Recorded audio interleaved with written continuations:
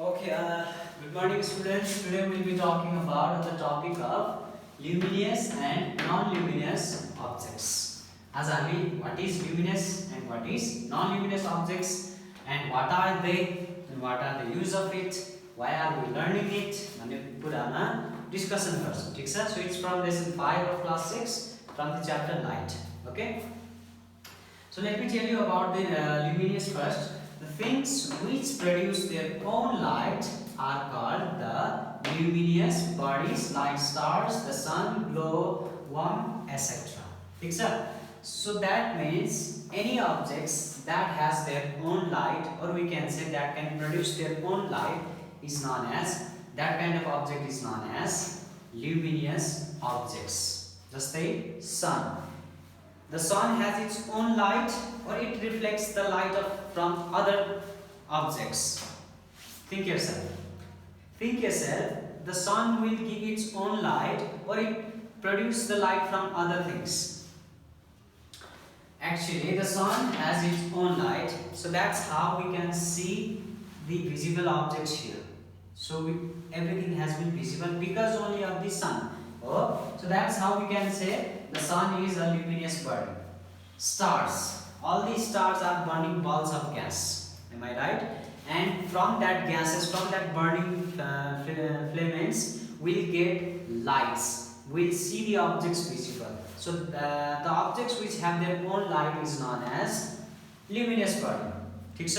भन्नाले कुनै पनि objects को, कुनै पनि heavenly bodies को चाहिँ आफ्नै light छ भने, कुनै पनि objects को आफ्नै light छ भने र आफ्नै lights ले उले produce गर्छ भने चाहिँ that kind of object is known as luminous body. जस्तै हाम्रो sun को आफ्नै light हो कि उसलाई अरूले दिएको light हो त भन्दाखेरि the sun has its own light. sun को त आफ्नै light हो किनभने sun भनेको एउटा burning ball of gas हो. उस भित्र ग्यासै ग्यास छ, त्यो ग्यास बलिरहेको हुन्छ एनी टाइम, त्यहाँबाट फ्लेम्सहरु आइरा हुन्छन् हैन.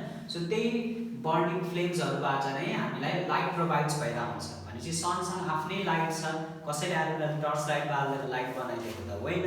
So that's why we can say it's a luminous object because it has its own light, or we can say it produces its own light. That's why it's a luminous object. बुझिन्छ? Now let's move on to non-luminous objects. Luminous means the objects which can produce their own light.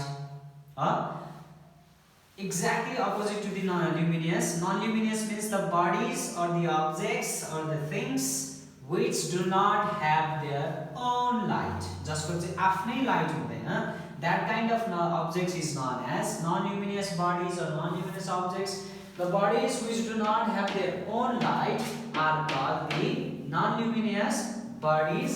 For example, the moon. Just say, you might have seen a moon at a moon day, full moon day, and the darkest day. So moonly light, does it does it produce the light by itself? No. moon को आफ्नै light हो त त्यो होइन. moon कसरी बलिरहेको छ, moon बाट हामीलाई light कसरी आइरहेछ भन्दाखेरि the sun is providing, the luminous body, that sun is providing the light to the moon, and the moon is reflecting that light from the sun, and it is providing and it is reflecting towards the earth. That's how we can see the moon light. But moon itself, it does not has its own light. moon को आफ्नै चाहिँ light छैन, the way the sun, the way the stars, the way the glowworm have. है अब glowworm भनेको जस्तै हाम्रो जुनकेरी भन्ने एउटा चलन चाहिँ सानो एउटा किरा हुन्छ, राति बत्ती बाल्दै आइरहेको हुन्छ. सो उसँग आफ्नै लाइट हो, उसले गएर इलेक्ट्रिसिटीमा गएर आफ्नो लाइट चार्ज गर्नुपर्छ त पर्दैन. It gets light from nature, उसको एउटा नेचुरल लाइट हो. सो जसको चाहिँ आफ्नो नेचुरल लाइट छ त्यसलाई भन्छ luminous. जसको आफ्नो नेचुरल लाइट छैन, जसले आफ्नो लाइट प्रड्युस गर्न सक्दैन, that is known as non luminous. Like brick भनेको इँटाहरु, ढुङ्गाहरु, ढुङ्गाको आफ्नै लाइट हुन्छ, इँटाको लाइट हुन्छ त. इँटा कहिले बलेको देख्नु भएको छ, उज्यालो भएको देख्नु भएको छ? No, because it does not have its own light. That's why we can say it's a non-luminous body, or we can say wood. अब हजुरले भन्नु होला wood त बल्छ छ, woodबाट त आगो आइरहेको हुन्छ, right? That's true, but wood आफै बल्या हो त, we need to fire that, we need to give a heat over there, and then only it will burn up. Otherwise wood itself it won't have its own light because it's a wood, and if we give a heat to the wood, only then after it will burn up. Otherwise, brick itself does not have a light, or it cannot produce the light. Is that okay? Okay. Argo of plants. Plants is a living organism, but that does not mean it can produce its own light. Have you seen a plants? Plants are producing the lights at night. राति कहिले जंगलमा बत्ती बलेको देख्नु भएको छ without the help of humans? छैन, किनभने light प्लान्ट्सको पनि आफ्नै लाइट हुँदैन. प्लान्ट्सले त लाइटबाट खाना बनाउने हो. अब उहाँले आफै लाइट बाल्न थाल्नु भयो भने त हामीलाई यसको इलेक्ट्रिसिटीहरुको किन विकास गर्नु पर्यो, किन डेभलप गर्नु पर्यो त? तर प्लान्ट्सको आफ्नै लाइट हुँदैन हैन. त्यसैले जसको लाइट छ ल्युमिनियस, जसको लाइट छैन, जसले प्रोड्युस गर्न सक्दैन light, that kind of bodies are known as non-luminous body. ठीक छ. So these are the basic things about luminous and non-luminous. अब अर्को कुरा तपाईहरुले बुझ्नुपर्ने, you need to understand about there are three types of non-luminous objects. त्यहाँ तीनटा किसिमको non-luminous भनेको जसको आफ्नो पर्सनल लाइट छ नि, छैन नि. The things which do not have its, or the things which do not produce its light, and there are three types of it. The non-luminous bodies are three types. One is transparent.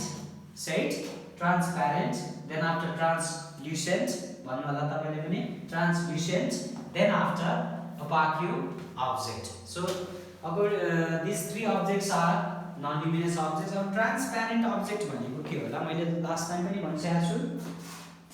The things अथवा the objects which can allow the light pass through it is known as transparent objects. जसले चाहिँ आफ्नो थ्रुबाट लाइटलाई pass गर्न सक्छ भने that kind of objects is known as transparent object. For example, you can see air, water. जस्तै air को there are lots of air. I am still breathing now because in this atmosphere there is also air. So air को through बाट light pass हुन सक्छ या सक्दैन? नसक्ने भइदिया भए अहिले यहाँ उज्यालो हुन्थ्यो. Can you see these lights? No. यहाँ air हुँदा हुँदै पनि air को through बाट light pass भइरहेछ. So त्यस्तो objects लाई भन्छौँ हामी transparent object. जस्तै water. Whenever you go under water, water भित्र पनि उज्यालो भइरहेछ. Especially you might have gone for swimming pool, and while swimming under the water you might have seen the lights rays, or there in the water there is also a light. Otherwise यदि त्यहाँ light नहुने वा light pass नहुने objects भइदिएको भए त्यससँग हामी swimming गर्दाखेरि माथि उज्यालो छ, तल गयो भने के हुन्थ्यो? अँध्यारो हुन्थ्यो. अब यति उज्यालो नहोला, but there must be light because water is also a transparent objects. अरु के हुन सक्छ होला आफै इमेजिन गर्नुस्. Plastics are some transparent objects. जस्तै you might have used a polythene plastics, जसको थ्रुबाट चाहिँ लाइट इजिली पास हुन्छ अनि हामीले इजिली अब्जेक्ट्सहरु पनि देख्छौं. कतिपय प्लास्टिक्सहरु ट्रान्सलुसेन्ट पनि हुन्छन्, कतिपय ट्रान्सप्यारेन्ट पनि हुन्छन्. So according to the features अथवा according to the elements, matters of that plastics, some of them are transparent, some of them are translucent objects. Okay. Now let me tell you about translucent objects. Translucent number 2 भनेको चाहिँ के रहेछ? The objects which allow only partial light to pass through it are known as translucent. The objects where the light only partially, light चाहिँ थोरै थोरै मात्रै pass हुन्छ भने, partially पास हुन्छ भने, that kind of objects are known as translucent. Means like a oiled paper. भन्नाले जस्तै एउटा पेपरमा हामीले ओइलले मजाले भिजाउँ, तेलले भिजायो रे, अनि तेलले भिजाएर हामीले लाइट यसरी राख्यौं भने त्यहाँबाट लाइट पास हुन्छ, नहुने त होइन. तर in a certain rays are only passing through these objects because it is translucent objects, right? कुनै कुनै अब्जेक्ट्सबाट चाहिँ अलिअलि मात्रै लाइट पास हुन्छ, पार्शियली लाइट पास हुन्छ भने that kinds of objects are known as translucent objects. like colored glass, oil paper मैले भनिसके, ट्रेसिङ पेपरहरु देख्नु भयो होला, अनि colored glasses हरु हैन। सो यस्तो खालको अब्जेक्ट्समा चाहिँ लाइटहरु पार्शियली पास हुन्छ। जस्तै हजुरको बाथरुममा specially there are coloured glasses, जुन ग्लास चाहिँ अलिकति थिक हुन्छ अनि त्यहाँबाट पार्शियली लाइट आएको हुन्छ, थोरै थोरै लाइटहरु मात्रै त्यहाँबाट रिफ्लेक्ट हुन सक्छ अथवा पास हुन सक्छ हैन। त्यस्तो अब्जेक्ट्सलाई भन्छौँ हामी ट्रान्सलुसेन्ट objects, or we can say the objects which allow only partial light to pass through it are known as translucent objects. Now let me tell you about opaque object, the object which do not allow light to pass through them. The object which do not let the light to pass through it is known as opaque objects. भन्नाले जस्तै I just close my door, what happens? Okay, light pass भइराछ? No, जति पनि light देख्नु भएको छ त्यो विन्डोबाट आइराछ है। मैले जब डोर क्लोज गरे none of the light can pass through it, means when the light is blocked अथवा the objects, if the object is blocking the light, that kind of object is known as opaque object, जसले चाहिँ लाइटलाई pass हुनै दिँदैन भने त्यस्तो खालको अब्जेक्ट्सलाई भन्छौँ हामी के भन्छौँ हामी opaque objects. For example soil, brick, wood. जस्तै हैव यू सीन एउटा ट्री छ अरे, यहाँबाट लाइट आइरहेछ अरे, सनको लाइट। के यो सनको लाइट हाम्रो रुखको यो ब्रान्चेसबाट छेडेर आएको हुन्छ त? नो, कि लाइट यताबाट आउँछ कि लाइट यताबाट आउँछ? अहिले यो वुडको बिचबाट लाइट आएको देख्नु भएको छ? छैन, किनभने this kinds of woods are opaque objects. और we can say your house wall, वालबाट कहिले लाइट छेडेको देख्नु भएको छ? No, because wall is made up of brick and brick is also a opaque object because it will not allow to light, it not allow the light to pass through it, किनभने लाइटलाई चाहिँ उसले यहाँबाट pass हुन दिँदैन। So that kind of objects are known as opaque objects. Is that clear, students?